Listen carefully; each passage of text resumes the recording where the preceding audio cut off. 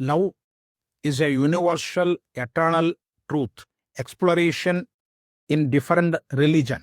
இந்த கட்டுரையாளர் இந்த கட்டுரையை ஆங்கிலத்தில் பேச உள்ளார்கள்.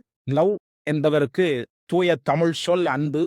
அன்புதான் அனைத்து ஆன்மீகம், இல்லை என்றால் மதம் சார்ந்த ஆன்மீகத்திற்கும் அடிப்படையாக இருப்பது. இந்த கட்டுரையாளர் கிறிஸ்தவ மதம், இந்து மதம், இஸ்லாம் மதம் அண்ட் ஜெயினிசம் என்று சொல்லக்கூடிய சமண மதத்தை 4 மதத்தினுடைய கருத்துக்களையும் எடுத்து பார்த்த பொழுது அன்புதான் அடிநாதமாக இருக்கிறது. எனவே love stands the highest spiritual path என்ற அடிப்படை தத்துவத்தை எடுத்துக்கொண்டு இவர்கள் முன்னடக்கிறார்கள் இந்த கட்டுரையில். இந்த லவ் அப்படிங்கிறது தான் மனிதனையும் அவனுள் இருக்கும் ஆன்மீகத்தையும் உயர்த்துகிறது என்பது இந்த கட்டுரையினுடைய அடிநாதமான கருத்து.